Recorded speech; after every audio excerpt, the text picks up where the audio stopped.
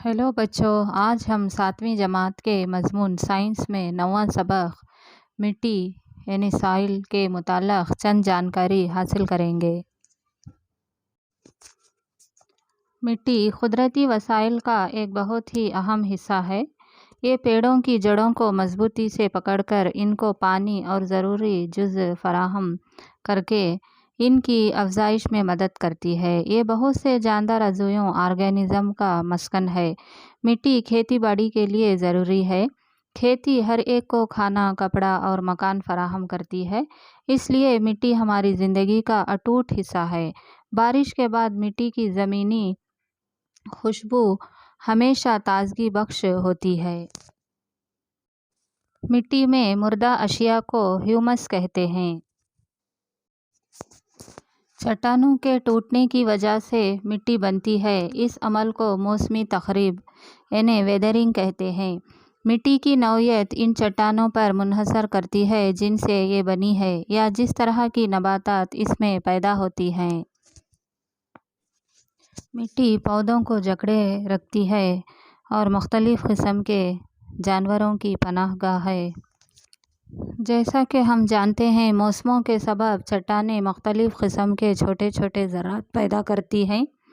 इसमें रेत और चिकनी मिट्टी शामिल होती है। रेत और चिकनी मिट्टी की मिक़दार का तनासिब इस चट्टान पर मुनहसर होता है जिसके अज्जा से इनकी तश्कील होती है। वही चट्टान का इनका माखज़ है। चट्टान के ज़रात और ह्यूमस के आमिज़े को मिट्टी कहते हैं। मिट्टी बहुत से जानवरों की पनाहगाह भी है। मिट्टी अनाज, फसलें, फल, सब्जियां उगाने इस्तेमाल करते हैं जो हमारी ग़िज़ा है। मिट्टी से पेड़ पौधे उगते हैं जिससे हम सांस ले सकते हैं, ग़िज़ा हासिल कर सकते हैं। पेड़ पौधों से लकड़ी मिलती है जिससे घर बनाए जाते हैं। चूल्हे जलाने लकड़ी इस्तेमाल करते हैं और पेड़ पौधों से कागज़ तैयार करते हैं और कपास से कपड़े तैयार करते हैं और मिट्टी से शहतूत के पौधे उगते हैं। इनसे रेशम के कीड़े मिलते हैं जिनसे रेशम के कपड़े, साड़ियाँ तैयार करते हैं। मिट्टी से ईंट बनाते हैं जिससे घर बांधते हैं। मिट्टी से मटके, सुराही, खिलौने, मूर्तियाँ, ग्लासें तैयार किए जाते हैं। चट्टानों के टूटने की वजह से मिट्टी बनती है। इस अमल को मौसमी तखरीब वेदरिंग कहते हैं। मिट्टी की नौइयत इन चट्टानों पर मुनहसर करती है जिनसे ये बनी है या जिस तरह की नबातात इसमें पैदा होते हैं। मिट्टी की मुख्तलिफ़ परतों के एक उमूदी हिस्सा वर्टिकल सेक्शन को मिट्टी की एक रुखी तस्वीर सॉइल प्रोफाइल कहते हैं। हर परत अपनी बनावट, रंग, गहराई और कीमियाई तरकीब के एतबार से एक दूसरे से मुख्तलिफ होती है। इन परतों को उफ़्क़ हॉरिज़न्स कहा जाता है। सबसे ऊपरी उफ़क़ी सतह आम तौर से गहरे रंग की होती है क्योंकि ये ह्यूमस और मादनियात से भरपूर होती है। ह्यूमस मिट्टी को ज़रख़ीज़ बनाते हैं और बढ़ते हुए पेड़ पौधों को ग़िज़ा फराहम करते हैं। ये परत आम तौर से नरम और मसामदार होती है और पानी को अपने अंदर महफूज रख सकती है। इस परत को ऊपरी मिट्टी टॉप सॉइल या उफ़्क़ ये कहते हैं। अगली परत में ह्यूमस कम, मादनियात ज़्यादा होते हैं। ये परत आम तौर से सख्त और कसी हुई होती है। इसे दरमियानी परत या बी हॉरिज़न कहते हैं। तीसरी परत को सी हॉरिज़न कहते हैं। ये चट्टानों के टूटे हुए टुकड़ों के शगाफों से बनती है। इस परत के नीचे पक्की परत होती है जो किसी बेलचे से खोदने में सख्त और मुश्किल हो जाती है। हॉरिज़न ए के मिट्टी में कीड़े मकोड़े, कतरने वाले जानवर, भौरे और छिछोंदर वगैरह को पनाह देती है। छोटे पौधों की जड़ें भी मुकम्मल तौर पर टॉप सॉइल ऊपरी मिट्टी में ही गड़ी होती हैं। जानदार अज़ुए मसलन बैक्टीरिया, पेड़ों की जड़ें और केंचुए किसी भी मिट्टी के ज़रूरी अनासिर हैं। مختلف سائز کے ذرات کے تناسب کے مطابق مٹی کی درجہ بندی کی گئی ہے۔ اگر مٹی میں بڑے ذرات کا تناسب زیادہ ہے تو اسے ریتیلی مٹی کہتے ہیں۔ اگر باریک ذرات کا تناسب زیادہ ہے تو چکنی مٹی یعنی کلے سوائل کہتے ہیں۔ اگر بڑے اور باریک ذرات کی مقدار تقریباً برابر ہے تو ایسی مٹی کو دومٹ مٹی یعنی لومی سوائل کہتے ہیں۔ اس طرح مٹی کو ریتیلی مٹی، چکنی مٹی اور دومٹ مٹی میں تقسیم کیا جا سکتا ہے۔ پیڑ پودے اگانے کے لیے سب سے اچھی بالائی مٹی ہے۔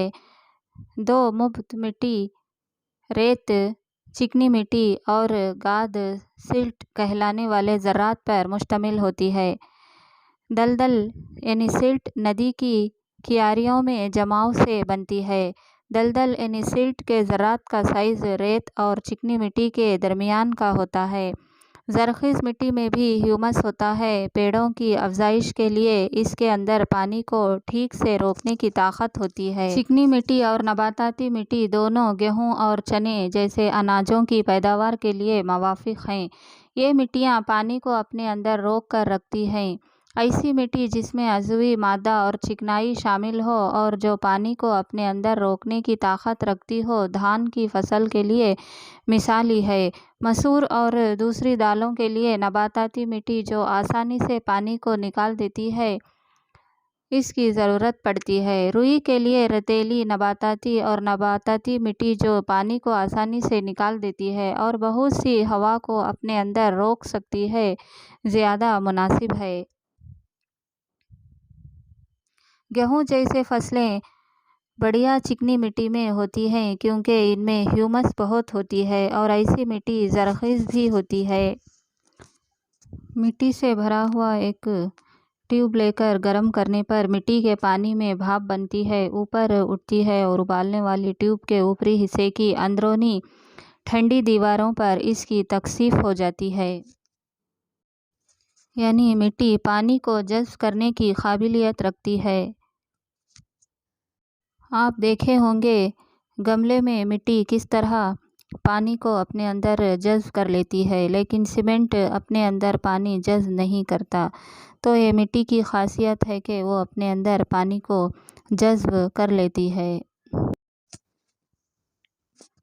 ایک تقریباً 5 سینٹی میٹر قطر کا PVC پائپ دستیاب ہو تو اس کو 20 سینٹی میٹر لمبے ٹکڑے کو کاٹ کر استعمال کیجیے۔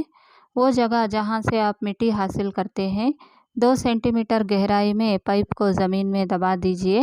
200 ملی لیٹر پانی پائپ میں آہستہ آہستہ ڈالیے۔ 200 ملی لیٹر پانی کو ناپنے کے لیے آپ کوئی بھی خالی بوتل استعمال کر سکتے ہیں۔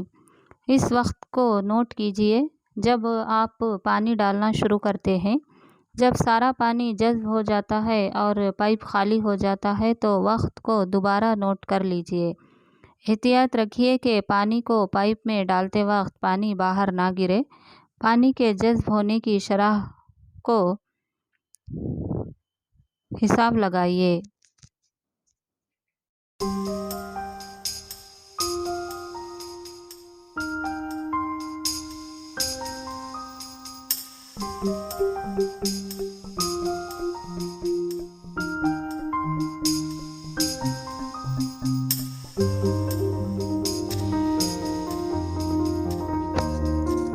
پانی، ہوا یا برف سطح زمین کو توڑ پھوڑ دیتے ہیں اور کاٹ دیتے ہیں۔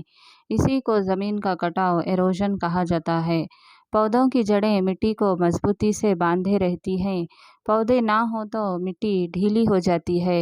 اس طرح یہ ہوا اور بہتے پانی سے کٹ جاتی ہے۔ جن زمینوں میں نباتات نہیں ہوتی یا کم ہوتی ہے وہاں زمین کا کٹاؤ زیادہ ہوتا ہے، جیسے ریگستان اور برہنہ زمین بیر لینڈز سے پیڑوں کا کٹنا، جنگلوں کا ختم کیا جانا بند ہونا ضروری ہے اور یہ کوشش کرنی چاہیے کہ ہرے بھرے علاقے زیادہ سے زیادہ ہوں۔